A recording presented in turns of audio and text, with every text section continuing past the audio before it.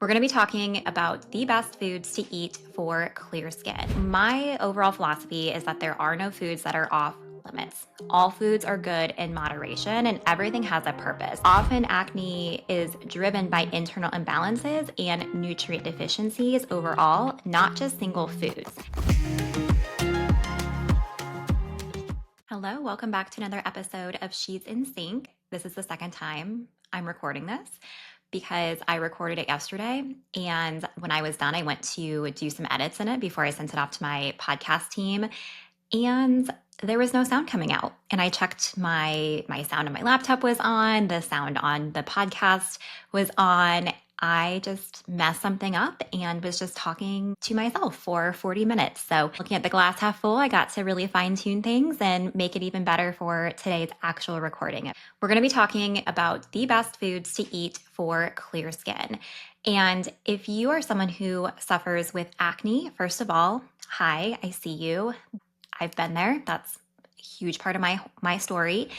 And so many other women are struggling with the same thing. And it can be really frustrating because a lot of women with acne are really healthy eaters. And they've done a lot of, by the time they get to more of a root cause internal approach, they have done a lot of elimination diets where they've restricted gluten and dairy and sugar and caffeine and basically anything that tastes good, but it doesn't help their acne. And it can be really, really frustrating.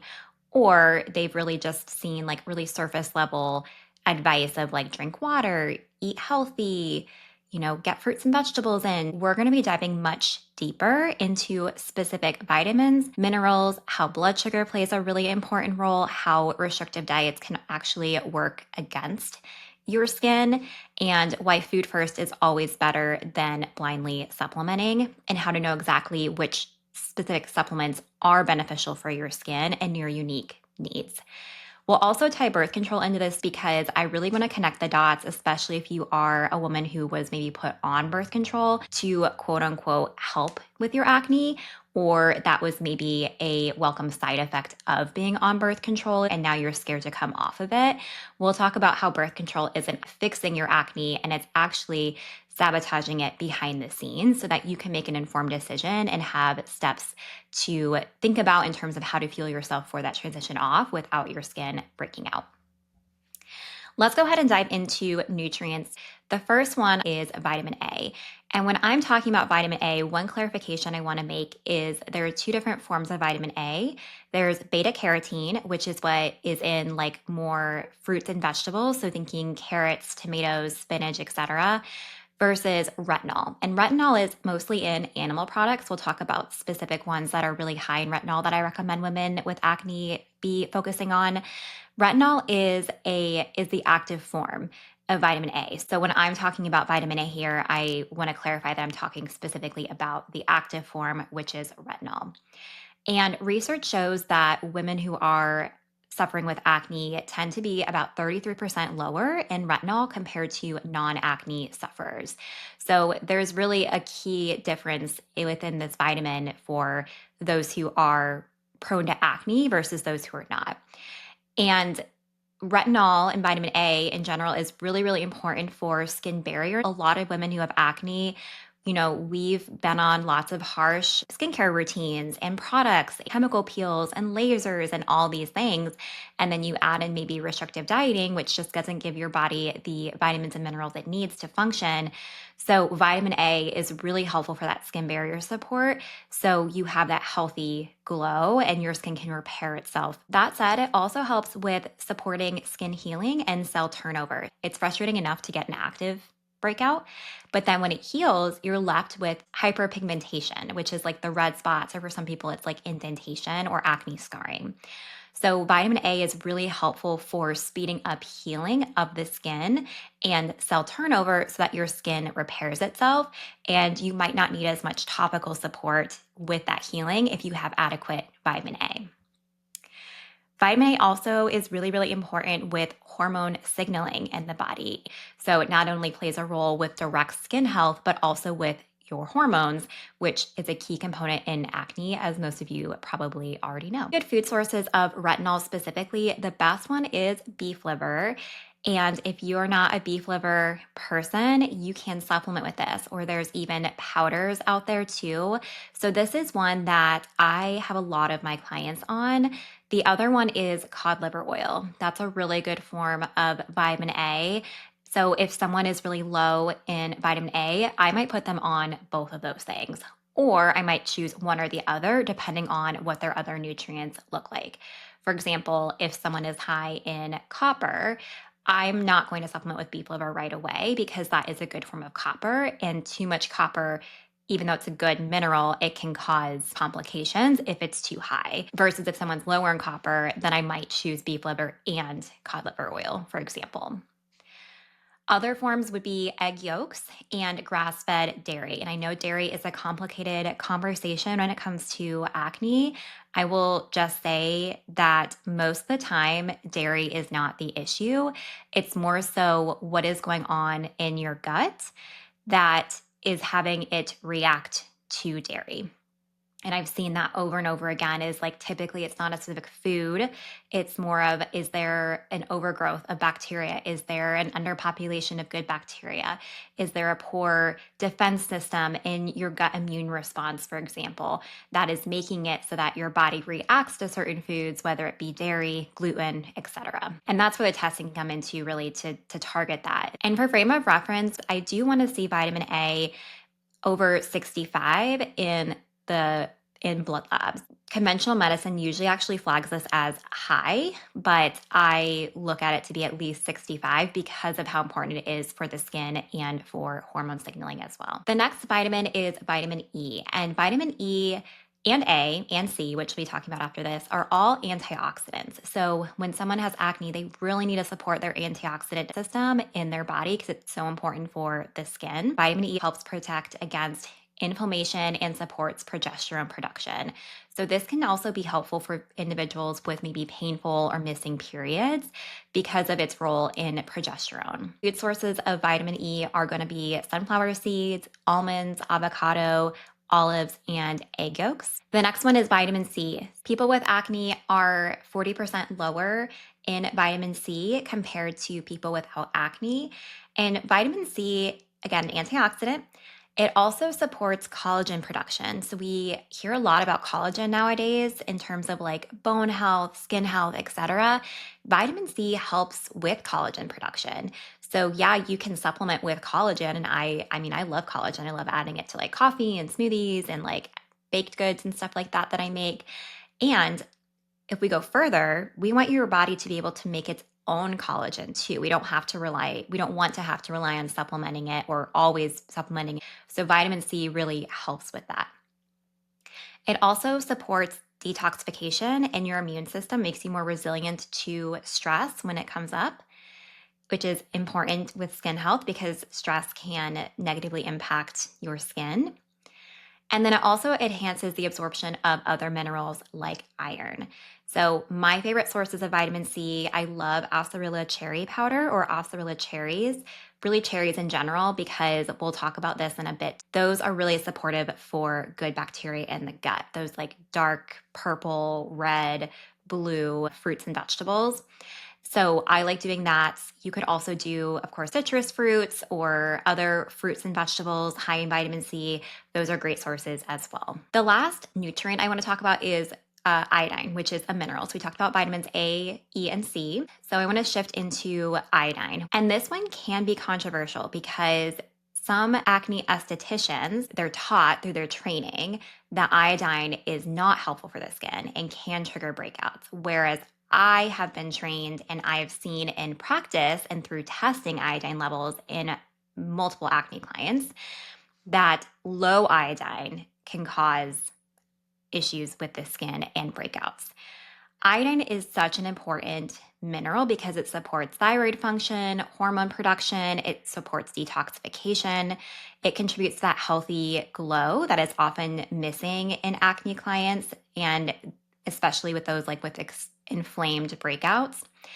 And it can present when someone has low iodine, specifically around like the chin and the jaw. And this is because of fluoride and bromide exposure. So if we go back to the periodic table, think about like if you ever take chemistry before, Iodine, bromide, fluoride, and chloride are all halogens on the periodic table, and they all compete in the body. So if you think about, I'll use fluoride because this is the easiest one to explain. A lot of people are using fluorinated toothpaste. They're drinking water that has fluoride in it. For example, certain medications have fluoride in them. That excess fluoride gets stored in the teeth. And so when someone has acne around that area, or specifically around the mouth, like really painful ones, I used to get these like right on my lips almost, that can be a big sign that iodine is low and needs replenished. Good food sources are seaweed, seafood, eggs, and dairy. Or I like to use kelp granules. You can get them at Trader Joe's, pretty much any grocery store at this point, and sprinkle those in smoothies, on eggs, in Asian dishes. That's a really great source of iodine too. A non-food thing you can do too is eliminating those competing halogens. So if you have fluoridated water, take that out, get a high quality water filter, and use non-fluoridated toothpaste. But iodine is so, so, so important. And how I test this, let me explain this a little bit because I think it's worth noting, especially since there's some controversy around it, is I do a Hakala urine test. This is something I test in all of my VIP clients because it also, iodine is really essential, not just for skin and acne, but for, if iodine's low, it can result in estrogen dominant symptoms like painful periods, PMS, mood swings, low energy, thyroid issues, for example. So when we do the urine test, it shows the percent excretion of iodine from your body. So when you have adequate amounts of iodine, your body is going to excrete. You take an iodine tab, your body is going to excrete 90% or more of that iodine because it has adequate amounts. If someone is deficient in iodine, they are going to hold on to that iodine like a sponge. And I see women who are anywhere from like 30 to 50% iodine excretion on average. And again, we want to be above 90%. So they're way lower in that iodine than we would like to see. And so when we work on replenishing that through foods, and I take them through about a 10-week iodine protocol, which, side note, do not supplement with iodine if you think this is an issue for you, because you have to go through a process of like having other nutrients like selenium, magnesium, vitamin C, those antioxidants to really prep your body before starting iodine. Otherwise, it can elicit some reactions. So you want to work with a provider who's educated in iodine and knows how to replenish that via a protocol. So do not blindly take that, but you can incorporate food sources for sure if that's something you think is a thing for you. And I will say that in all the clients that I've tested, I've never had a client come back who is sufficient in iodine, which is kind of interesting. Let's shift into gut health. So there's a huge link between your gut and your skin. And of course, there's lots of marketing for expensive probiotics, and we know about prebiotics probably. Yes, so those things are important. Those are on my list of doing probiotic rich foods. You don't necessarily need to jump to a supplement for these. If this is where smart supplementation versus blind supplementation or lots of supplementation is my jam. So we want to smartly supplement. And if you don't do gut testing, I would just recommend incorporating probiotic rich foods versus taking a probiotic personally. And for this, probiotic rich foods are, of course, going to be like your fermented foods. So think like kefir, yogurt, sauerkraut, kimchi. It's also going to be helpful to incorporate some prebiotic rich foods. So thinking fiber rich foods, berries, honey, avocado, garlic, even those are rich in prebiotics. Another thing that you want to think about as well is resistant starch and polyphenols. These are really helpful for rehabilitating and encouraging the growth of good bacteria in your gut. Because I've seen so many clients who they don't necessarily have overgrowth of anything, but they have a really weak microbial diversity in their gut, aka they have low levels of good bacteria. And that can cause inflammation, and that can cause a higher risk of leaky gut. And those are the things. So for example, Akkermansia minusophylla, by bifidobacterium and lactobacillus strains are clinically proven to be lower in those with acne compared to non-acne sufferers. So those bacteria really thrive off of, yes, prebiotics, probiotics, but also resistant starches, which are going to be like cooked and cooled potatoes and grains. Potato starch is my favorite thing actually to use. So putting a spoonful potato starch in oatmeal, in smoothies, in yogurt. You can get this in the baking section of the grocery store, and you just need like a spoonful like each day. That's really easy to incorporate. And then polyphenols. I mentioned this earlier. So, like your cherries, blueberries, red grapes, green tea, dark chocolate, those really dark red, purple, blue, antioxidant rich foods, those are going to be great for rebuilding that beneficial bacteria in the gut. The next thing is balanced blood sugar. So, this is more of like a lifestyle thing versus a specific food, but it's really, really important because there's lots of studies out there on the link between blood sugar and acne. So, one study found that insulin levels were nearly double in acne patients compared to those without acne. And an oral glucose tolerance test showed up to 400% higher spikes in those with acne compared to non acne sufferers. So, this is a clear linkage between the importance of insulin and glucose and balancing those things. And the biggest thing that helps with that is regular eating and eating enough. Insulin and blood sugar are really important. So before I dive into how to support this, I'll kind of explain the science of it. So blood sugar spikes when that happens. Let's say you skip breakfast and you don't eat anything until 2 p.m. That's going to cause an insulin surge, which increases oil production and causes inflammation, which is like the breeding ground for acne. Insulin resistance, which is oftentimes related to PCOS, diabetes, that can drive hormonal acne. And that's something that, both of these things we can focus on eating within 60 minutes of getting up, even if it's something small. I can't stress how much just having something, if it's a handful of nuts or like a bar or, even adding collagen and milk to your coffee instead of having it black, that's so much better for your blood glucose compared to just skipping.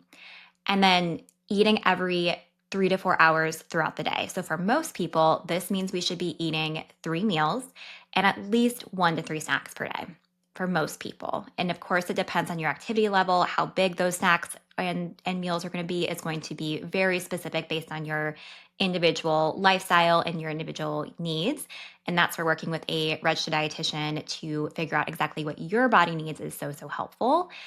And within all those meals, you want to really focus on getting enough protein, fat, carbs, and fiber. So carbs are something that you should be incorporating at your meals and snacks. So with meals, I recommend getting all 4 of those things. At snacks, I recommend getting at least a carb and a protein or fat at minimum. If you can get all 3 of those things plus some fiber thrown in there, cool. But instead of having, let's say, just a banana for a snack, that's going to spike your blood sugar and make it dip. And that's going to be a blood sugar roller coaster, which can cause acne. Have that banana with a cheese stick or a spoonful of peanut butter, for example, for some fat and protein, because that's going to cause your blood glucose to go up gradually because you got that carb. But then that protein and that fat, that's going to help your blood sugar gradually come back down versus a sharp rise and a sharp crash. And then I want to also talk a little bit about why I don't recommend restrictive diets. So my overall philosophy is that there are no foods that are off limits. All foods are good in moderation and everything has a purpose. Even if it's chips, even if it's candy, if you like those foods, I want you to be able to have those things in moderation, right? As long as you're not having Reese's for every single meal and snack, I think you can have those, once a day or a couple of times a week, whatever makes the most sense for you. If you're getting a balance of, protein, fiber, fat, healthy fats and stuff like that with the rest of your meals. And cutting out dairy, gluten, sugar, it's simply not necessary and it oftentimes can backfire. So often acne is driven by internal imbalances and nutrient deficiencies overall, not just single foods. So this is where we have to really look deeper and identify, okay, well, what's causing your acne? And I've never had it be a specific food for anybody. Even with the comprehensive stool test that I do, the GI map, it will show us if there is a reaction to gluten. And most of the time, I will say on average, about like only 25% of the clients, this is from my own personal clientele, has tested positive for sensitivity to gluten based on that test. And by the time we finish their gut work, the deeper gut work of like rebuilding the good bacteria, eliminating inflammation and harmful bacteria in their gut, balancing blood sugar, they might be able to reincorporate gluten, again, without an issue. Same thing with dairy. I was just talking to a client the other day who she was on vacation recently, and before working together, she had eliminated dairy, gluten, lots and lots of foods, a whole list of foods that you guys can all relate to. And she was on vacation and she was like, well, I'm going to get a whole milk latte because it sounds really good. Like my skin's been doing really good. Let's just see how this goes. And she did not break out. Versus when we first started working together, she was very adamant that dairy played a role in her acne. So it was really cool to see her be able to go on vacation, have that latte that she was like really wanting and not break out. And was really validating for her too of like, okay, I've done all this deeper work on my skin and now I don't have to eliminate certain foods anymore and my skin's okay. So instead of focusing on what you need to eliminate, I really want you to focus on what you can add in or what you need to do more of. For example, do you need to eat breakfast more? Do you need to be better about having snacks in the weekend? Do you need to incorporate some beef liver capsules or, other foods that we talked about earlier? Those are going to make the biggest dent and they're also going to be the most realistic. So you're not feeling restricted because as an acne sufferer myself, I know how restricting it can feel and how you can feel so bottlenecked of like, I can only eat these foods and I have to be so careful when I go out to eat. But in reality, when you get to these deeper root causes, you have more flexibility with that and your skin is more resilient, your body is more resilient to that, where you don't have to live life avoiding certain foods or not enjoying a glass of wine here and there. How birth control plays into all of this, because of course I have to wrap this back around to birth control, is it actually depletes directly the vitamins that you need the most of with skin. So birth control does deplete vitamins A, C, and E. And it also depletes other minerals, which we didn't talk about, and other vitamins we didn't talk about. So, specifically, like B vitamins, which are really important for mood, for energy, and zinc, magnesium, and selenium, which, selenium is an antioxidant. Magnesium is really important for blood sugar balance. Zinc is really important for inflammation and energy as well. So, birth control depletes these things. So, if you were put on birth control to help with your acne, this is one way it's making things worse behind the scenes and not actually helping. Birth control also alters the gut microbiome. So we talked about how, a lot of women with acne, they have low levels of good bacteria and a really weak gut microbiome. So birth control makes this worse because it makes the gut environment less hospitable to good bacteria and more hospitable to bad bacteria. So this is where overgrowth can come into play as well. So it really imbalances the gut microbiome, which can contribute to acne in the long run. There's also some research showing that birth control may contribute to blood sugar imbalance, and it also can worsen your thyroid function. So there's an interesting study I found about how it can impact thyroid and connect to hypothyroid in some women and affect metabolic rate too and overall metabolism. So all things to consider with this. And I also want to do a call out really quick I talked a lot about elimination diets and like topicals. One thing I want to call out is Accutane. I should have said this with the vitamin A section, but if someone is on Accutane, and I have a lot of women who have come to me and they're like, I've been on Accutane before, or I am on Accutane. I want to like get to the root cause. I don't want to be on this because of all the, negative health repercussions long term, or I want to, get off and have a baby.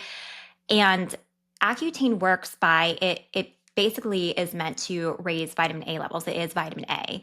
And so if someone is on Accutane or has been on Accutane, I ask them, did that work for you? Because if it worked for them, then that is a pretty clear sign that they are really low in vitamin A. And that's a vitamin that we really need to focus on optimizing and replenishing. I will recommend if someone is on Accutane before they come to work with me that we wait to incorporate any additional vitamin A rich foods until they've been off Accutane for at least a month to get that out of their system, because we don't want vitamin A toxicity. And because Accutane is such a high dose, we just want to be extra cautious with that. So, for example, I had a client who started working with me a couple months ago and she was on Accutane. I told her to stop that. And we had our assessment and then we got labs done. It takes about a month for those to come back anyways. So by the time we got her labs back, I looked at her vitamin A, and even though she had just stopped Accutane, her vitamin A was at like 56. So it was still technically a little bit lower. Remember, I like to see it at 65 or higher, but I was shocked. I thought her vitamin A would be so much higher, and to me, that really gave me evidence that okay, Accutane worked for her because she did tell me it worked for her. It worked for her because her vitamin A was probably really, really low. So that's something towards the end of our time, we will retest that to see what her natural levels are once that Accutane gets out of her system. But we have already started incorporating specific supplements in there and foods to help support her vitamin A naturally as a root cause for her acne healing. So if you're listening to this and this is really resonating, so maybe you were put on birth control to help with your acne and you're realizing, okay, this is actually not doing what I thought it was doing. And when I stop, my acne is going to come back, and it might come back with a vengeance because that's what typically happens. And doctors usually, their only piece of advice is, well, just go back on birth control, which isn't a root cause solution. That's just another Band-Aid. But if you're listening to this and you really want to stop birth control without acne, or maybe you've already stopped and your acne has come back and you're dealing with it actively right now, then I want to just make you aware of the acne track of my Breakup with Birth Control Accelerator.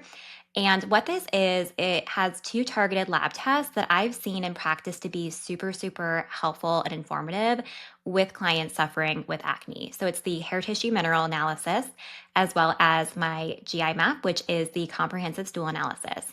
And this really helps uncover key nutrient deficiencies that we talked about today. If there's any undergrowth or overgrowth of gut bacteria, deeper sources of inflammation, and overall insight into detox status. You'll also get a 75-minute deep dive assessment with you where we'll dive deeper into your history, your current eating habits, lifestyle, so I can help identify are there things that, for example, if you're skipping meals or maybe we're not eating enough, or, we'll talk more about your birth control journey, your acne journey, and skin journey in general to give me a fuller picture. And then once we do that assessment and then we have the info back from the labs and that lab data, I'll create a custom skin clearing protocol for you. So it'll have targeted foods that your body needs, personalized supplements with a discount through my wholesale account, and real lifestyle shifts. So there's no more guesswork. You know exactly what your body needs from your biology and what the labs are showing us. And you'll have answers of why you're having acne in the first place that birth control did not fix and is making worse. After you get that information and that custom plan, you will have 6 weeks of chat support with me. So that way you can ask any and all questions. You have support. Healing is not linear, especially when it comes to skin. Acne can take time to heal. It's not only helpful just from having that support angle and being able to answer any questions you have, but also for any support if like mindset stuff comes up, or if there's, you have an acne flare despite starting this protocol, and we can kind of chat through what that means and why that's happening so that you feel good and confident moving forward. So if this sounds like something you're interested in, I invite you to apply in the link in the show notes. And once you apply, you'll automatically be directed to schedule a free strategy call where we can jump on a quick call, answer any questions you have, and make for sure it's the right fit for you. To finish off, I'll share a little bit about how I am nourishing myself. I had an impromptu pool day. And what happened was, it was kind of just like a funky day to begin with. I woke up at 5 a.m. and I had to pee and I couldn't go back to sleep afterward. I was like, okay, I have all these things I have to do today. So I ended up just getting up, making myself a coffee with collagen and milk. and did some work. And then I had breakfast, took Blue for a walk. We did our normal routine, came back, and we had no internet. I was like, well, this is very inconvenient. Thankfully, I only had 2 client calls that day and they were spaced out. My first one wasn't until 11:30. So I was like, okay, surely it'll be on by then. The internet people told us that it'd be back by like 10:30. So I went to the library, did some admin stuff, and I drove back before my appointment because they said it would be on at 10:30. I didn't think to like clarify that because usually when our internet has gone off before, it comes back pretty quickly and before they say it will. So came back, fed Blue his lunch, and then was getting ready to log on to my appointment. I was like, oh no, we don't have internet. So I have 10 minutes before my first client appointment. I run back to the library, have my session there, in a private location, HIPAA compliant and stuff. And then I come back home and I'm like, okay, well, I have like internet still not back on. It's like 12:30 at this point. My next client session isn't until 4 or 3:45 or something. It's really nice outside. I could go back to the library and do some work, but I really don't want to. And I was up at 5 a.m. doing work anyways. I want to have a pool day. We haven't had a pool day in a while, and the pools are about to close here. It's, almost August. They close August 10th around us. And it was just so nice out. And old me would have been like, nope, it's the work day. Like you have to work during X hours. Even if you worked earlier in the day, you have this much to do. But I just really honed in on like, no, I don't want to do that. I already did work. And that's, a pro of owning your own business. If you want to get up at 5 and do work and then have a pool day during the day, like I want to take advantage of that. So I ended up packing my lunch and went to the pool and spent a couple of hours there. I got really burnt actually. I did a really poor job with my sunscreen apparently. I'm burnt in like a lot of weird places, but it was very nice regardless of that.